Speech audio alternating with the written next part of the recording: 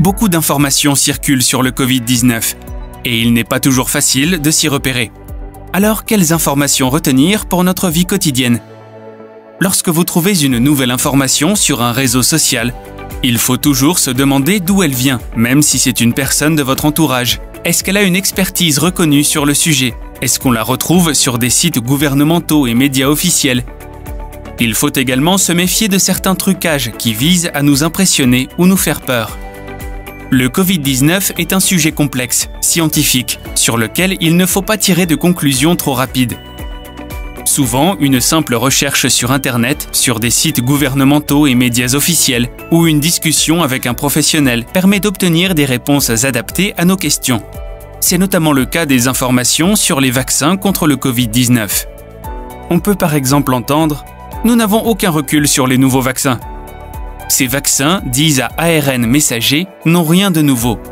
Ils ont été étudiés pour la première fois il y a plus de 20 ans. Et les premiers ont été développés en 2002 et 2012 pour des épidémies similaires, mais rapidement contrôlées, qui ont touché seulement l'Asie et le Moyen-Orient. On peut aussi entendre parfois que « le vaccin, ça sert à rien ». Le vaccin a des bénéfices individuels. C'est un moyen efficace de me protéger contre les formes graves du Covid, dont certaines sont mortelles, et collectif car il permet de diminuer la transmission de la maladie.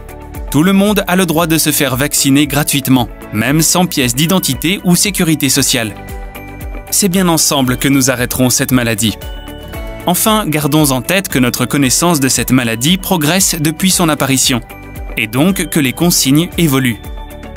Même vacciné, 2 doses, vous pouvez être porteur du virus sans gravité, et donc le transmettre aux autres. Il est donc important de continuer à respecter les gestes barrières. Ensemble, saisissons-nous de notre santé.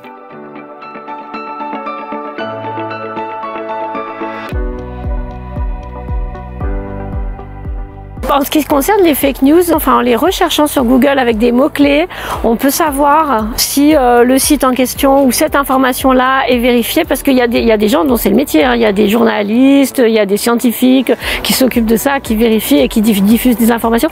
Mais il faut faire attention de bien savoir c'est qui parle, c'est un médecin, c'est une infirmière, c'est un professionnel de la santé.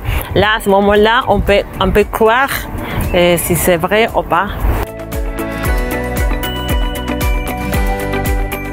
Pour moi, c'est super important de se faire vacciner.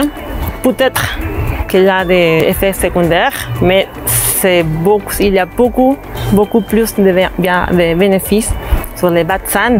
Je pense qu'on prend soin de nous, mais aussi des autres. Par exemple, moi récemment, une personne de ma famille disait que c'était pas la peine que notre belle-mère se fasse vacciner vu que c'est mieux de boire de l'aloe vera. Alors moi, je suis pas contre l'aloe vera, je suis sûre que c'est très bon pour la santé, mais je pense qu'il y a des sociétés qui gagnent beaucoup d'argent en vendant des bouteilles d'aloe vera hors de prix. Et le vaccin, lui, il est gratuit et à mon avis, il faut pas s'en dispenser. On est tous dans la même situation et donc il faut faire chacun son rôle. Il faut se faire vacciner